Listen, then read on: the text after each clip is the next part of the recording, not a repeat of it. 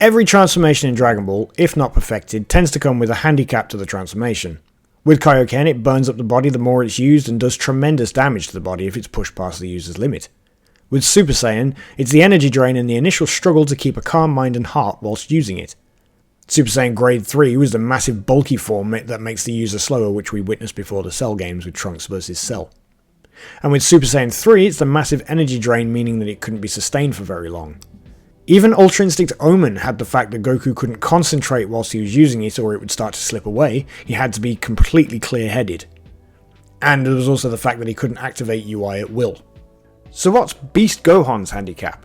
With a transformation conceived in trauma and pure white rage, from roots that we don't understand at all, could this transformation be a double-edged sword going forward? What if each time Beast Gohan is activated, there's a 50-50 chance it actually doesn't go to plan at all, and it doesn't bring his sanity with the transformation? And why would this happen to the most level-headed character in the show? Well, there's actually a story trope running through Dragon Ball Super at the moment that Gohan only seems to train when he needs to, and I say at the moment, but it's pretty much been there since the beginning of the show. And when he trains under his own guidance, he doesn't train hard enough to attain new heights, only to make sure that he can still activate his previous forms. Is the suggestion that loosely and randomly relying on his rage boosts for transformations can be dangerous? You may be thinking that because there are a few exceptions to the forms having a handicap, such as Super Saiyan 2 and Elder Kai's unlocked potential, which are both Gohan's forms, that Beast Gohan may not have one. But this is largely due to the fact that Super Saiyan 2 in itself is actually Super Saiyan Grade 5.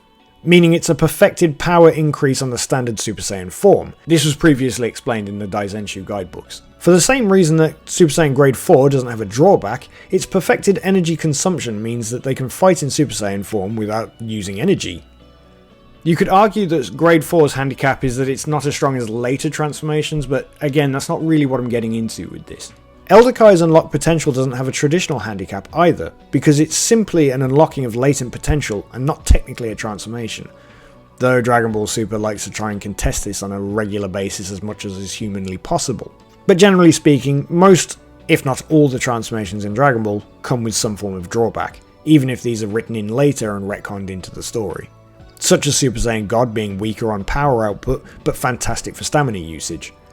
Or Super Saiyan Blue using lots of ki to maximise power, but it makes the fighters tired quickly. However, because Beast Gohan is a transformation we know very little about, it shrouds the future of the form in mystery. The transformation's origin itself is currently impossible to explain. Whether Dragon Ball intends to explain this in future is somewhat unknown, but it could be very well just a hybrid Saiyan only transformation, much like what we'd seen of Trunks' Super Saiyan Rage form from the Goku Black arc.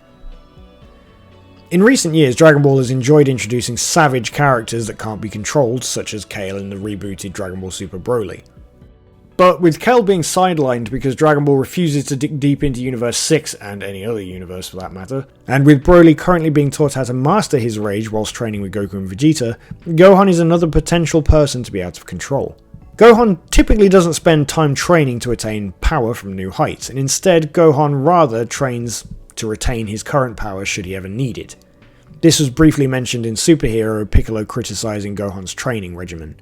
Instead, what people have always relied on for Gohan were his rage boosts. Oh, Gohan hasn't trained for a while? Just throw him to the lions, we'll get him angry. With a transformation like Gohan Beast, which I'll always call Beast Gohan because I think it sounds goofy the other way around, and with the way that the transformation was originally triggered, it's suggestive of the beast-like mentality that comes with a transformation such named. If Gohan is to use this beast form but not trained to control it, it could be like the Uzaru Great Ape situation of his past. It grants him amazing strength and power, but there's a chance he loses his mind. However, of course, with Gohan, as we saw, he always lost his mind. So there could be a 50-50 chance whenever he activates Beast form that it doesn't go the way he needs it to. Yes, we've technically seen this before with Broly and Kale, but the idea of it happening to a character that is loved by the fans and by the cast of the show, with Goku, they don't want to harm him, could be a very compelling story, especially if it happens without context at first. Goku, Vegeta and Piccolo could be in a bind against a villain and Gohan jumps in late to the fight.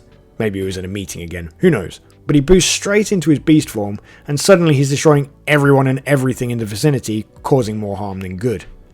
With Piccolo receiving his orange power-up, and now with Pan starting to understand the ways of the world, meaning that she could get a similar callback to what happened in GT, with Pan trying to get through to Golden Uzaru Goku just before he transformed into Super Saiyan 4. The story right now that Gohan always slacks on certain aspects of his training seems to be the trope DBS is currently going for, and with Gohan having this new beast-like form, perhaps it's the route that we're going to go in. I for one would be absolutely down for this. It's not a totally original idea for Dragon Ball, but it happening to Gohan at a peak time of need is really unique, and it's certainly enough a new thing.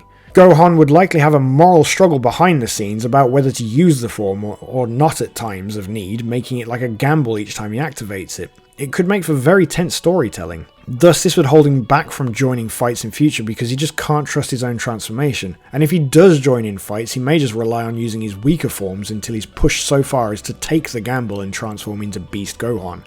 But what do you guys think? Would you like to see Gohan have this unstable side to his transformation?